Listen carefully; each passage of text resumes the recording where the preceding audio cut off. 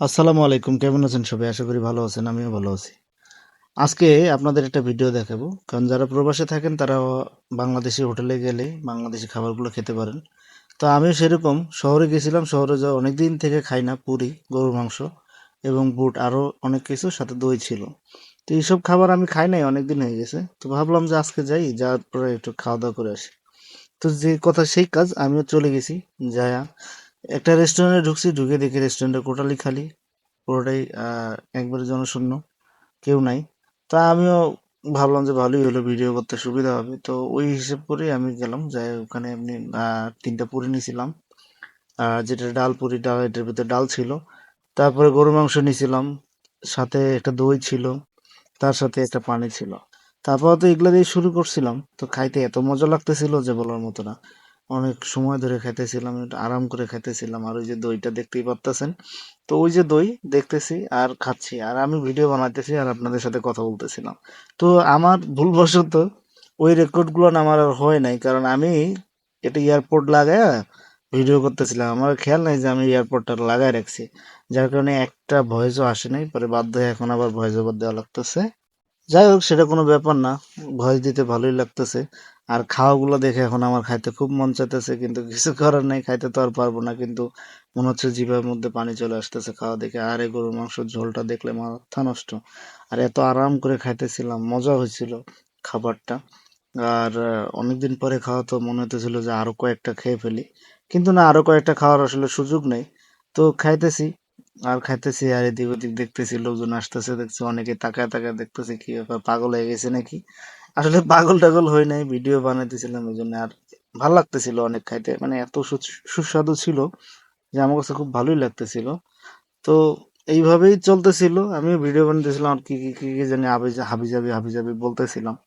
তো যাই হোক, এটা কোনো কথা না। তবে কোনো একটা কাজে গেলে প্রায় সময় খাওয়া হয় রেস্টুরেন্টে পয়সা, কারণ এখানে অনেক কিছুই পাওয়া যায়। যেমন ছুটির দিনগুলোতে রবিবার করে ছুটির দিন থাকে, ওই দিনগুলোতে গেলে বিরিয়ানি পাওয়া যায়, বাংলাদেশি পোলাও পাওয়া যায়, গরুর মাংস, ছাগলের মাংস, মুরগির মাংস, সিঙ্গারা, সমোসা, পুরি, এগুলো তো থাকেই।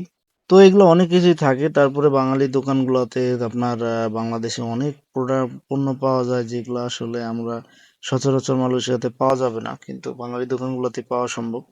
যেমন ধরেন যে পান সুপারি, খিলি পান, জর্দা, তারপরে আপনার হলো বাংলাদেশি আরো অনেক রকমের আইটেম আছে, যেগুলো বাংলা বাংলা দোকানগুলোতে গেলে পাওয়া যায়।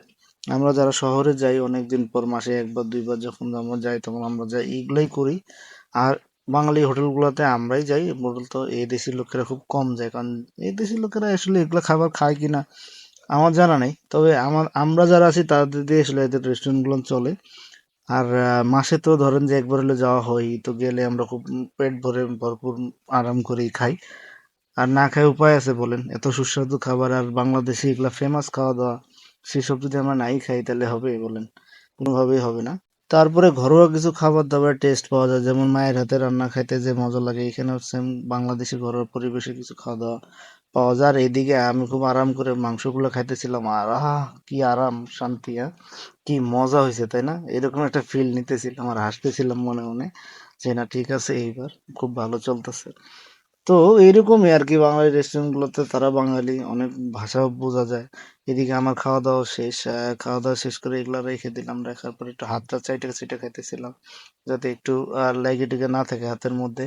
আর এদিকে পানিটা খুলতে পারতেছিলাম না, পরে মুখ দিয়ে খুলছি, দাঁত দিয়ে কামড় দিয়া মুখটা খুলছি। আর পানিটা অনেক ঠান্ডা ছিল, অনেক ঠান্ডা পানি দিছে। যাই হোক, ওর কোনো ব্যাপার না। এখন খাওয়া দাওয়া শেষ, এই যে পানিটাও দেখাইতেছিলাম, দেখেন এই একটা পানির দাম অনেক, বাংলাদেশি টাকায় 28 টাকা। তো বাংলাদেশিটা 20 টাকাও বেছে না, মনে হয় 15-20 টাকা বেছে।